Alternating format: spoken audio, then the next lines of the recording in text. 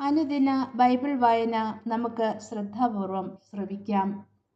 ജനക്കൂട്ടത്തെ പറഞ്ഞയച്ചിട്ട് അവൻ വീട്ടിലേക്ക് വന്നു.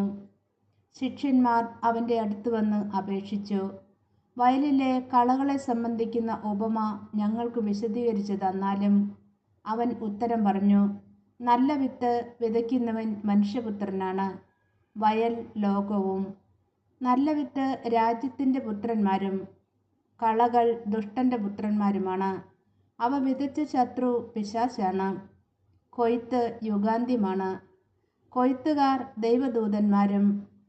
കളകൾ ശേഖരിച്ച് അഗ്നിക്കിരയാക്കുന്നത് എങ്ങനെയോ അങ്ങനെ തന്നെ യുഗാന്ത്യത്തിലും സംഭവിക്കും. മനുഷ്യപുത്രൻ തൻ്റെ ദൂതന്മാരെ അയക്കുകയും അവർ അവൻ്റെ രാജ്യത്തു നിന്നും എല്ലാ പാപഹേതുക്കളെയും തിന്മ പ്രവർത്തിക്കുന്നവരെയും ഒരുമിച്ച് കൂട്ടി അഗ്നികുണ്ഡത്തിലേക്ക് എറിയുകയും ചെയ്യും. അവിടെ വിലാപവും പല്ലുകടിയുമായിരിക്കും. അപ്പോൾ നീതിമാന്മാർ തങ്ങളുടെ പിതാവിൻ്റെ രാജ്യത്തിൽ സൂര്യനെ പോലെ പ്രശോഭിക്കും.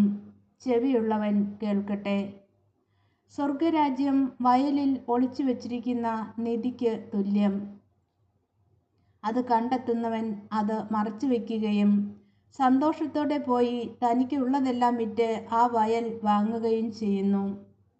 വീണ്ടും സ്വർഗരാജ്യം നല്ല രത്നങ്ങൾ തേടുന്ന വ്യാപാരിക്ക് തുല്യം.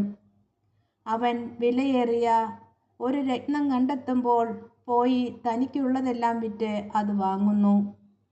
സ്വർഗരാജ്യം എല്ലാത്തരം മത്സ്യങ്ങളെയും ശേഖരിക്കാൻ കടലിൽ എറിയപ്പെട്ട വലയ്ക്ക് തുല്യം.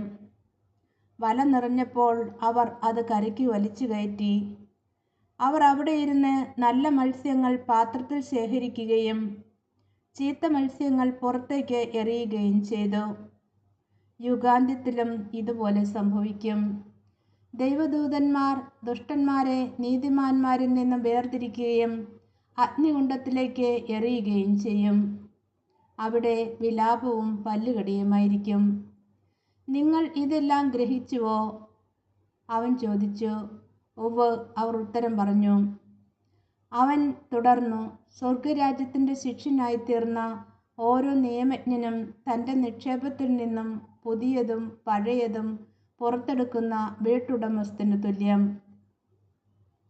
യേശു ഈ ഉപമകൾ അവസാനിപ്പിച്ചപ്പോൾ ശേഷം അവിടെ നിന്നും പുറപ്പെട്ട് സ്വദേശത്ത് വന്ന് അവരുടെ സിനഗോഗിൽ പഠിപ്പിച്ചു. അവർ വിസ്മയഭരിതരായി ചോദിച്ചു, ഇവന് ഈ ജ്ഞാനവും ശക്തിയും എവിടെ നിന്ന്? ഇവൻ ആ തച്ചൻ്റെ മകനല്ലേ? മറിയമല്ലേ ഇവൻ്റെ അമ്മ?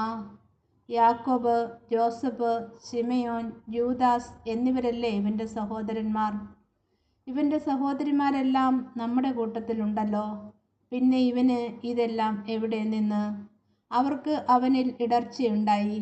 യേശു അവരോട് പറഞ്ഞു, പ്രവാചകൻ സ്വദേശത്തും സ്വഭവനത്തിലുമല്ലാതെ മറ്റെങ്ങും അവമതിക്കപ്പെടുന്നില്ല. അവരുടെ അവിശ്വാസ നിമിത്തം അവൻ അവിടെ അധികം അത്ഭുതങ്ങൾ പ്രവർത്തിച്ചില്ല.